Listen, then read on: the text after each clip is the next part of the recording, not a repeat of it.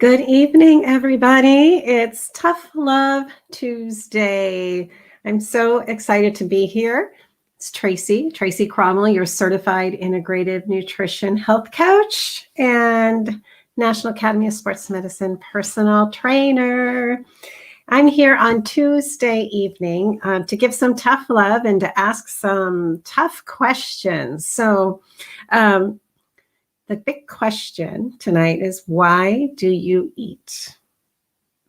So I have a very, very strong belief that once you answer that question, and you understand it fully, everything will change for you.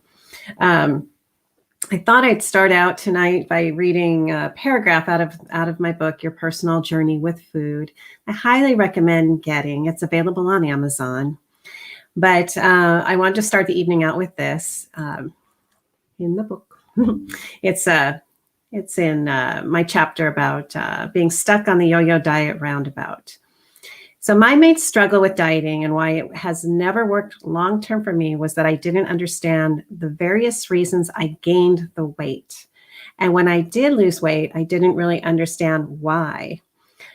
And I'll repeat that. I didn't understand the various reasons I gained weight.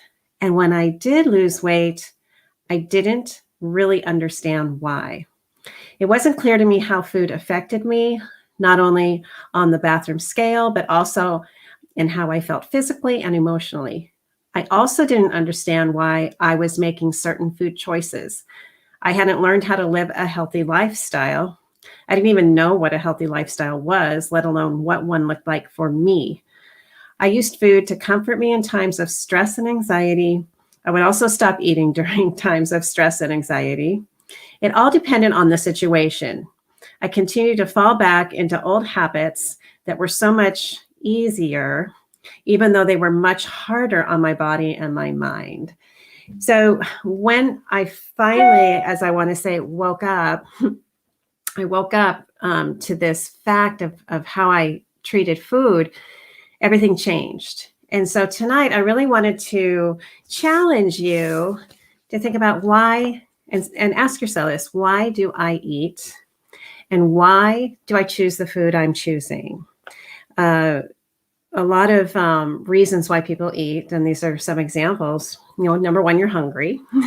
So you eat when you're hungry, eat when you're bored, eat when you're stressed, eat when you're feeling empty.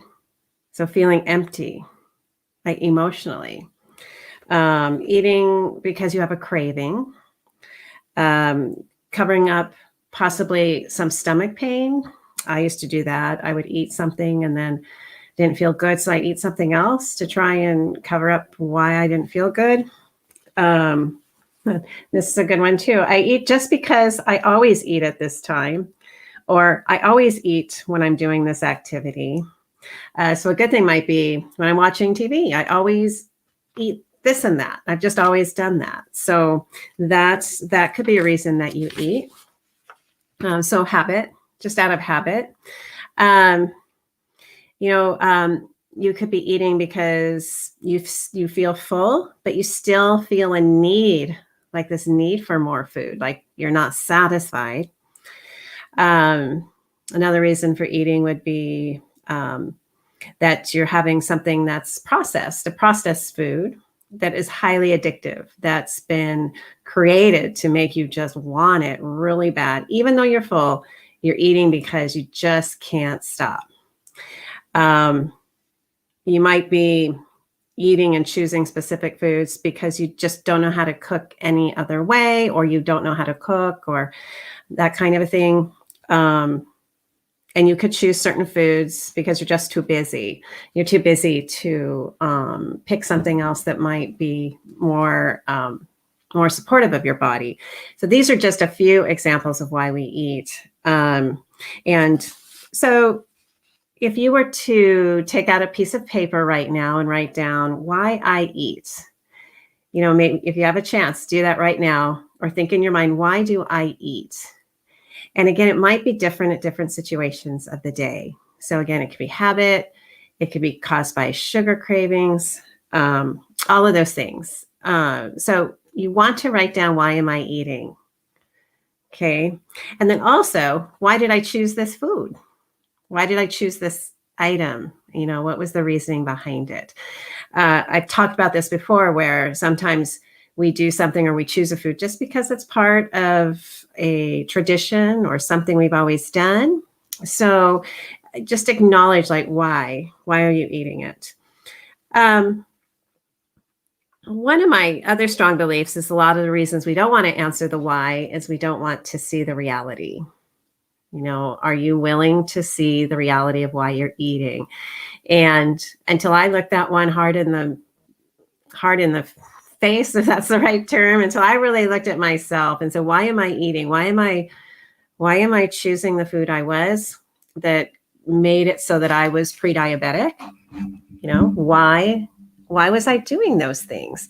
And in some cases, it was hard to see that answer, because it meant I was making, oh my goodness, mistakes, right? And my brain just didn't want to acknowledge that.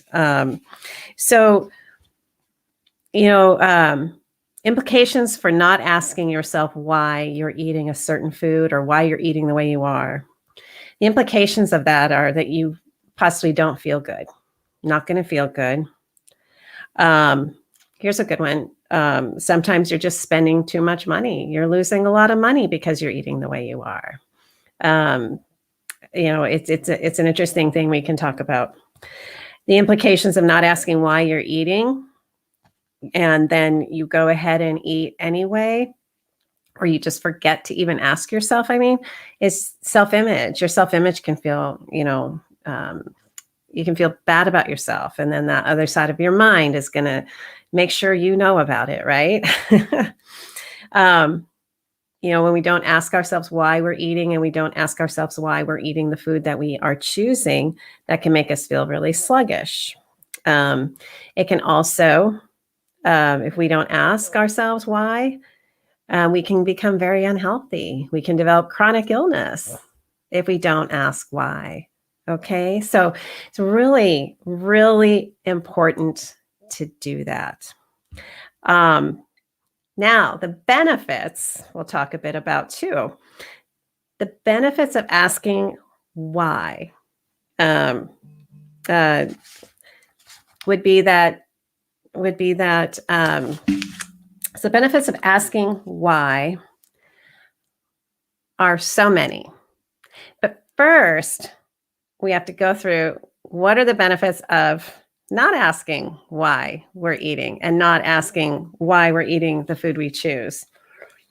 By not asking, we can keep the blinders on, be in blind bliss, not pay attention, and not have to deal with the wise answer. Sometimes it's hard to realize what the real answer is. So, as I stated in the comments for this episode, it's like I know my mom and my dad can attest to this. I was a good why, and they'd answer, and I'd be like, well, why? and I know my kids have done this to me too. And sometimes we don't want to answer because we don't want to deal with what the answer is. So benefits that your brain can be thinking as to why we don't want to ask ourselves why we're eating and why we're choosing the food is we can stay in blind bliss and have no responsibility. Okay. Again, we can be trying to avoid the truth of what's going on in our lives. And also the instant gratification of this food item is so amazing. Your brain just hijacks you anyway. It's like, we don't care. We're going to eat it anyway. Or I've earned it. I've earned this item, whatever it might be. So I've confessed to I have a hard time if caramels are in the house. It's just, I love caramels. And so I know that I have to ask myself that real hard question before buying those or even having them, because I know I feel horrible after. And, but if I don't ask these questions, why am I choosing to buy them? Why am I eating them?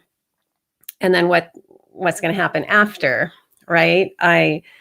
I'm just in blind bliss. I'm in blind, I'm just not paying attention. So I would love to challenge you to really think about this, and not in a way that you are going to feel really upset with yourself or mad at yourself, but more in a way of saying, if we understand why we're doing this, why you're doing this, and you can get to the real end of the why. And usually it takes five whys, because your brain's going to say, hey, I'm just bored. Well, why are you bored? Well, because we've been sitting here with COVID for a year. Okay, we know that. Well, is there something else you can do? Why don't you do something else? And you have this literal conversation with yourself. So if you're eating out of boredom, you find out it's boredom, you can then do something about it. Let's just say you do your why. A lot of reasons people eat are because of emotional challenges and emotional strain, emotional trauma. That's a real serious implications, or things have happened to somebody, and then that will show up with food. And so if you find, when you're asking yourself the whys, why am I eating when I know I'm not hungry? And you start to go into the 5 levels. Well, why?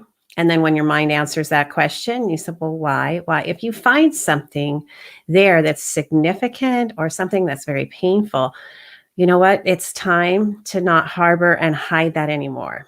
It's time for you to figure out, and gosh, it might mean you need to see a counselor. It might mean you need some help handling whatever that trauma was, because it's very true that many eating disorders are due to some form of a trauma. Okay, so if you do go down that path, just value to yourself to say, hey, I'm going to seek some help. And you know what? That help is incredible. And when that happens, you start to feel better. You handle that trauma that you had. And then you don't look for food to be the one to be the Band-Aid anymore. And then food can become what it's for, is like nourishing your body, taking care of yourself, right? So that's one thing you can find. And it can be really scary for the mind to have to go there.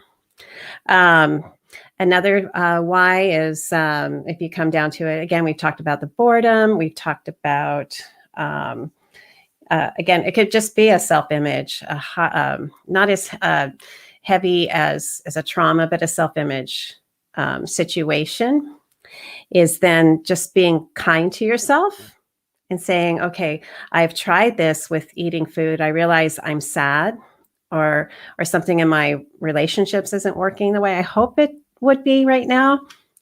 So why don't we try something other than the food to cover it up? So what's so important to me was I was always trying to cover up something else with food in so many ways.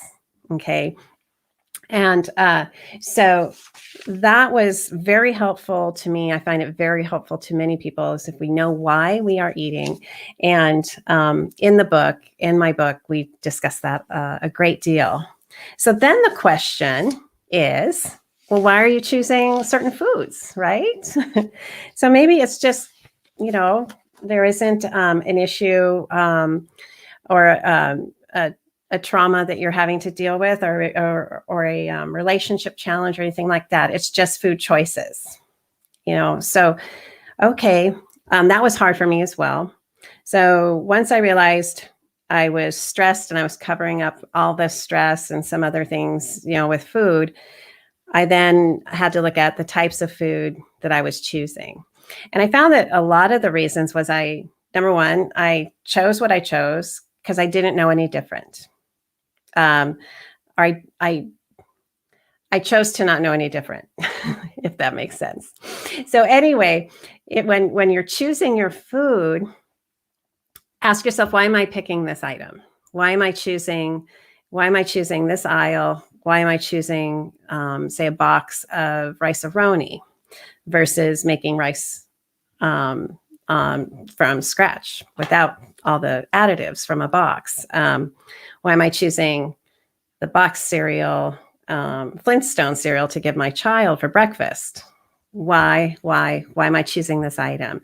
And so when you start getting those answers, again, it could be that that's all you've known, or because you're busy and you're stressed and that's all you can think to do, to choose. But once you know why, you can write those things down and then go ahead and start to pick a plan. You'll make a plan. And it can be a very simple plan. Ingrid and I talk about in our book, it's talking about crowding out. So if you have a food item that you know is not supporting you, so let's talk about, again, Flintstone cereal, and you love that cereal, but when you flip the box over and you realize what you're eating is artificial colorings, you realize you're getting all sorts of sugar, and your brain starts to put one and two together, like, oh, I really didn't think about it this way. What can I do different? And just maybe pick that one food item to start integrating something maybe a little bit healthier. Let's just say you're not ready to jump into making a smoothie for breakfast, but you can say, maybe I'll try a different cereal, and I'll check the labels, and I'm going to check the sugar content and the ingredient list and that kind of a thing. And that's just a nice, easy step to go. But again, if you don't know why you're eating, you don't know why you're choosing the food you're choosing. Like for me, I was stuck on this treadmill and I couldn't get off, and I couldn't get off, and I couldn't get off. So once I looked at it, and this is Tough Love Tuesday. So once I did the hard look, and then I started to do the things, that I didn't really want to do at first, which was ask why, deal with those whys, and then make a plan to change, I was going to be stuck. So anyway, the one area too, I think because food can be so emotional, is looking at it in another context, as when you answer these questions and you find a way that you can make a change to be more supportive of your body and more supportive of you. Like I said, we just want to pick one or two things, but take that as a huge win. It's like a significant win, because the minute you start knowing why, and you know why you're making the choices you are, everything can change. So looking at food as a way to support your body and support your mind, and then taking one step at a time to add something that supports you into your diet, versus what's hard and why a lot of people don't want to change is because you feel that you might have to take it all away all at once. It's all or nothing. It's all or nothing. And if you fail, and that's why I was a yo-yo dieter, and I know a lot of yo-yo dieters are feel the same way. We're able to do it for like 90 days max, and then we are done. We're done. We want to go back to what we were doing before because we're so unhappy. We feel like our whole lives have been taken away from us. And who wants to live like that, right? But what you can do, like I said, is ask those questions first. I promise you, even though the answers can be painful and you can see something you don't want to see, but then you can make the steps that you need to make to change your relationship with food. Then you go ahead and just say, hey, I'm going to start with this item. I'm going to start with this food item. And I'm going to start paying attention and just start modifying a little at a time. Some of my clients, we work on stuff, and it's really fun because there is a huge reluctance to give up wine. It's like, they're like, do not make me give up my wine.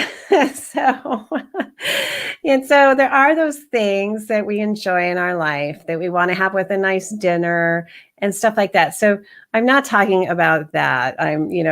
Once you figure this out and you figure out why you're eating, like I said, why you're choosing the foods you choose, you can then start to make small changes and then learn along the way and expect to fail along the way. But give yourself that chance. Give yourself that chance to learn about you, learn about why you eat, learn about why you choose the food items that you're choosing, and then pick one item, pick one food that you know, or one habit that you know that you can change and start there. Okay. Because what is available to you on the other side is a very supportive relationship with food, a very supportive relationship with yourself, in so many other things. What we consume, what we put in our mouth and swallow and then absorb becomes our blood, becomes our cells, therefore becomes us. When I was a pre-diabetic, I was probably, if we looked at my cells, I was wine, I was chocolate, I was pasta, I was cereal, I was pancakes and teriyaki, all of those things. And my body, felt it and it looked it and, and I was tired. So when you figure this out and you start modifying, what if your body from what you ate and absorbed, which became your blood, became your cells, was vibrant nutrients from nutrient dense foods? What if when you do this, you discover that when you look at your plate, you want to put on there things that are going to support you, and every now and then have that cake, have that glass of wine. I'm not saying not have it, but if you are eating foods that are very processed, deep fried, don't look anything like they looked, if it's a plant, look anything like it did when it was grown and from the earth.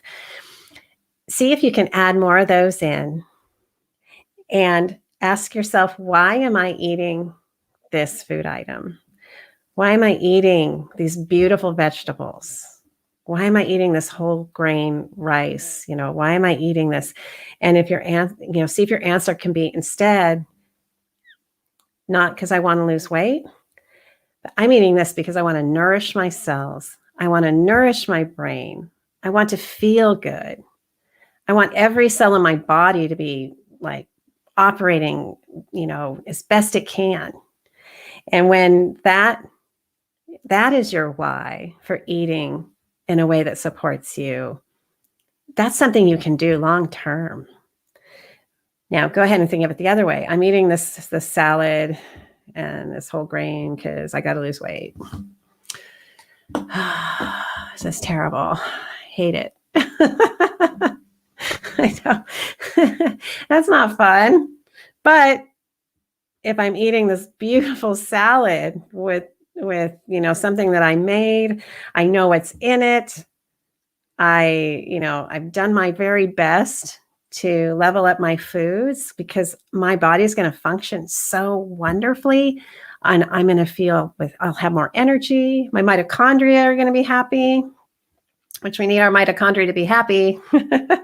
And, we can power pack our cells. So that was one significant way that changed everything for me. It changes, so much for my clients when they look at their plates and they see this vibrant, beautiful food that's going to create vibrant, beautiful cells for their body to function in just a spectacular way. So Anyway, again, tonight, I really challenge you to ask that why. Why are you eating? And when you get the first answer, ask why again. You get the second answer, why again? Get the third one, why again? Your brain's going to be like, really? Do we have to do this? Yes. Fifth answer. You say, come on, we want to get real. Why are we eating? Why are we eating right now? And does that support us? Okay. And then do it again with your food. Why am I choosing this item? Why am I choosing to eat this? And when you get those answers, then you can start again. It's just incredible what can happen. And I get so excited about it because the brain can then start helping you. It can start to understand, and you won't be blind to any of that anymore. Okay. So let's see. I think that's it. It's like, yep, we're almost at 30 minutes. But yeah, do that exercise. We're still early in the beginning of the year. And if you just do that with every meal and food choice, remember to ask yourself that, and do it not in a accusatory way, but in a very much way of, you want to learn about yourself. You want to learn, why you do things, and get the support you need. I think we can, I guess I want to say, sometimes there's a lot of shame around our relationship with food. If we can release that, just release that, it's okay. And you can find a coach, find a dietitian, find a nutritionist, find a counselor, whoever, you believe you need to help you. If you find that when you answer the whys and they are heavy, heavy answers, you don't need to be alone. You don't need to tackle those on your own. Okay.